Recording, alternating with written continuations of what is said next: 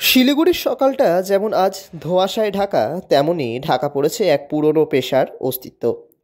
শীতের আগমনী হাওয়া বইলেই একসময় বাংলার গলি মহল্লায় তাল মিলিয়ে বেজে উঠত ধুনকরদের ধুনার সুর।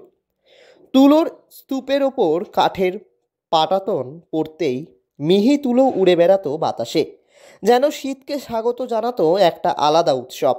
সেই শব্দ, সেই গন্ধ, সেই উষ্ণতা ছিল বাঙালির শীতের অনিবার্য অংশ। কিন্তু সময় বদলেছে, বাজার ভরিয়ে ফেলেছে কারখানায় তৈরি কম্বল, ম্যাট্রেস, রেডিমেড ব্ল্যাঙ্কেট। পুরনো সেই পরিচিত শব্দগুলো এখন মিলিয়ে যাচ্ছে স্মৃতির ভাঁজে। তবুও শীত এলেই শিলিগুড়ির মাল্লাগুড়ি, তুলাপট্টি কিংবা শহরের কোণে কাছে এখনও দেখা যায় কয়েকজন কারিগরের শেষ লড়াই। তুলো স্তূপ করে চ্যাপ্টা কাঠের পাটাতনে ধুনতে ধুনতে তাদের হাতের ছন্দে আজও উড়ে বেড়ায় নরম তুলোর ধোয়া। তারপর সেই তুলোবন্দি হয় রঙিন খোপকাটা কভারের ভেতর। সুই সুতোর শুকনো ঘায়ে জন্ম নেয় বাঙালির অতি পরিচিত লেপ তোষক, উষ্ণতার এক পুরনো স্মৃতি। একসময় শীত মানেই বাড়ির ছাদ ভরে যেত লাল সাদা কাপড়, তুলোর বস্তা আর ধুনোর লাঠির শব্দে। কিন্তু আজ সেই দৃশ্য প্রায় বিলুপ্ত। যারা কাজ করছেন তাদের অধিকাংশই ভিন জেলা বা রাজ্য থেকে আসা, আর তাদের কণ্ঠেও আজ ঘুরপাক খাচ্ছে হতাশা। শিলিগুড়ির গুড্ডু প্রসাদ বহু বছর ধরে এই পেশায়, কথায় প্রকাশ পায় তার উদ্বেগ। এখন আর পাহাড় থেকে অর্ডার আসে না। আগে নতুন হোটেল বা হোমস্টে খুললেই লেপ তোষকের চাহিদা থাকতো। এখন সবাই রেডিমেড ম্যাট্রেস কিনছে। আধুনিকতার ভিড়ে আমরা হারিয়ে যাচ্ছি। তার ওপর আবহাওয়ার খামখেয়ালি, শীত আসে দেরিতে, যায় তাড়াতাড়ি। সব মিলিয়ে পেটের ভাত মেটানোই মুশকিল হয়ে গেছে।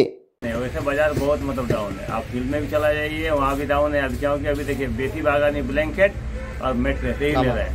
रजाई और जो तोशक हुआ वो आपको या तो शादी विवाह के लिए या जिनको बहुत ज़रूरी है वो, नहीं तो अल्टरनेट आपको ब्लैंकेट और मेट्रेस का ही बाजार अच्छा है। একই সুর শোনা গেল 20 বছর ধরে এই পেশার সঙ্গে যুক্ত কারিগর নাজির আলামের কণ্ঠেও। আগে 6-7 জন মিলে কাজ করতাম, এখন 2-3 জনও পাওয়া যায় না। নতুন প্রজন্ম আসতে চাইছে না। এই কাজ বাদে কিছুই জানি না, তাই একাই এখনো পড়ে আছি, কিন্তু খুব কষ্টে দিন কাটছে। चलता है, चलाना पड़ता है। नुकसान तो ऐसे है, फिर भी मैंने चल रहा है और जैसा चलना चाहिए। पहले का जैसा मैंने कमाई में नहीं है, कुछ कम है।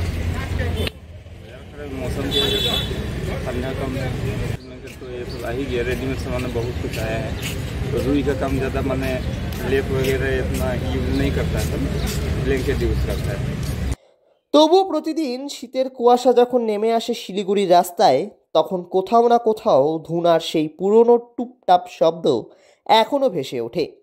সেটা হয়তো খুবই ক্ষীণ, কিন্তু জানিয়ে দেয় লেপ তোষক তৈরির এই শতবর্ষী ঐতিহ্য এখনও পুরোপুরি হাল ছাড়েনি। সময়ের দাপটে লড়াই করে টিকে থাকার চেষ্টায় এখনও বেঁচে আছে বাঙালির উষ্ণতার সেই পুরনো কারিগরি। শিলিগুড়ি থেকে ঋত্বিক ভট্টাচার্যের রিপোর্ট, লোকাল 18 বাংলা।